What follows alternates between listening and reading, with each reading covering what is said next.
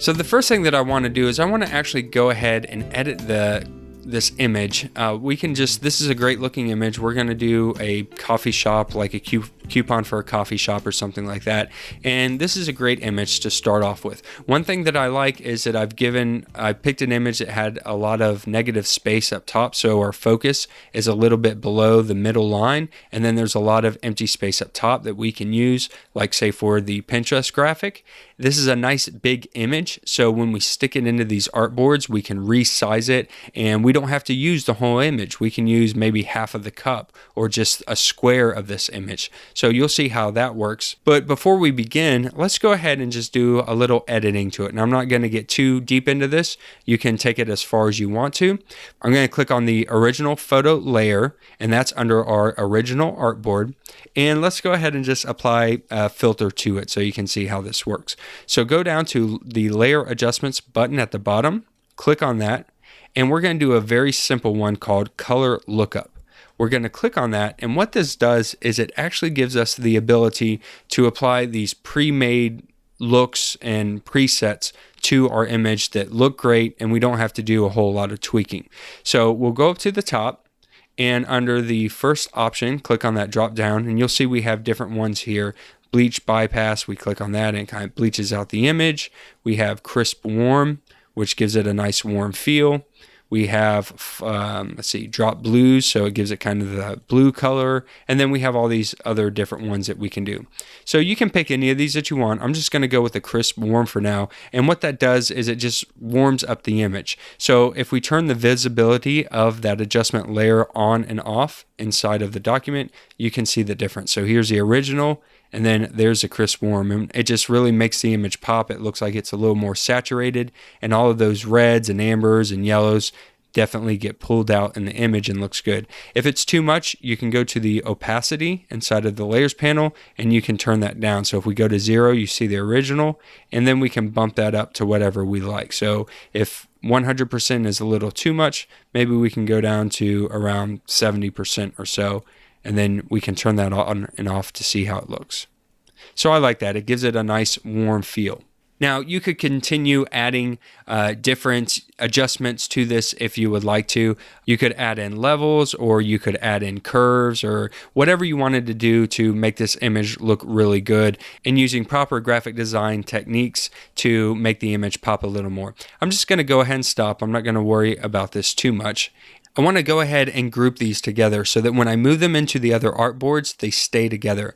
Now, one thing I want to be aware of is that if I add anything underneath this color lookup adjustment layer here, it'll affect everything below it. And that might not be what we want. If we add in some, say, a white text and it falls underneath this, it's going to create a problem because it'll actually color it for us. We only want the color lookup to affect the layer directly beneath it, not all of the layers. So we only want to affect the original photo. So to do that, all we have to do is hold down the Alt or Option key. On Mac OS, it's the Option key. On Windows, it's the Alt key. And when we hover between the two layers, you will see the cursor change to a square with a down arrow. If we click, you will see that that arrow is now added to this layer, and it's only affecting the layer directly beneath it. And that's really what we want. That way, if we add anything else, it won't affect that. We just want it to affect this photo. Now, with that layer selected, go ahead and hold down Shift and then hit the original photo layer so that they're both highlighted. And then go to the top and go to Layer, and then go down to Group Layers. You can hit Control-G on Windows or Command-G on Mac OS.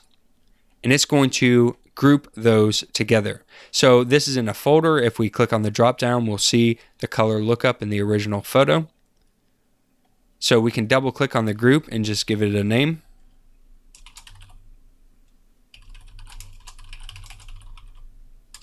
So I just called it Original Image Group, and it has our color lookup and our original photo.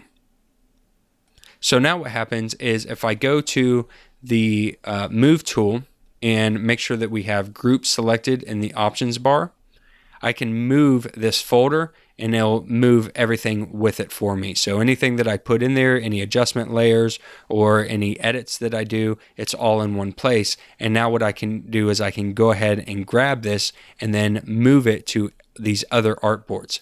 Before I do that though, one thing that I want to go ahead and do is pull out some colors out of this photo that we're going to use in the design. So typically, a lot of people always wonder what's the best colors to use. And my personal preference, the best colors are already in your photograph. So pick the colors that you see here. We have these nice dark browns, we have medium browns, light browns, we have kind of these yellow colors and this kind of washed out white color that looks really cool. So there's a lot of great looking colors in this photograph. Let's start by using those.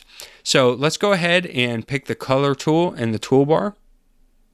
It's this icon right here. It's the eyedropper tool. We're going to select that and then go ahead and pick one of the colors. So I'll just start off with maybe this really dark brown. And if I hold down and move around, you'll see the colors change.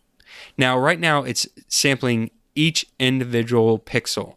And we want a little larger sample. We want to make sure that when we're in this area, I'm not landing on, pure black pixels. I want an average of this brown. So to get an average, go up to the top under sample size and select one of these averages, 3x3 pixels, 5x5. These might be a little too high, so let's just pick 5x5.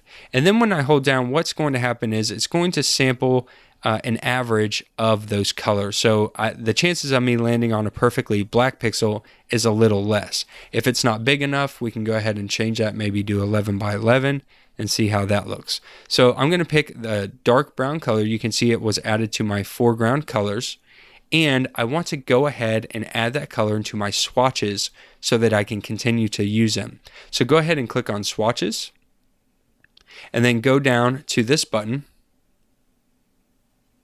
Create a new swatch of foreground color. We're going to click on that and we're going to give it a name.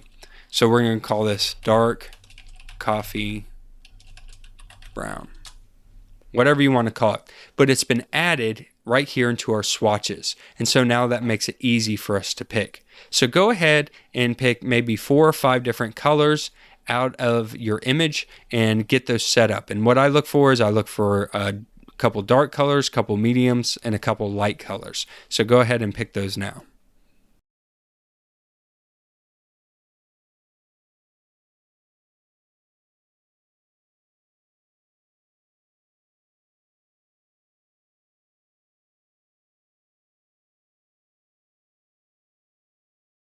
Okay, so I went ahead and grabbed 6 colors, I believe, 7 colors, 1, 2, 3, 4, 5, 6, 7, and it added them to the bottom of my swatches. Now these browns were already here, but we just added some more starting with this dark brown color. You can name them whatever you want, it doesn't matter. But the thing is that we have a good starting point. Now we don't have to use these exact colors, but it's a good place to start. So when we begin writing text and adding elements, we can start off with that dark brown. We might find that it's too dark, or maybe it's not dark enough, and you can adjust that. That's fine, but at least we're not just randomly picking colors out of thin air and hoping that they work really well.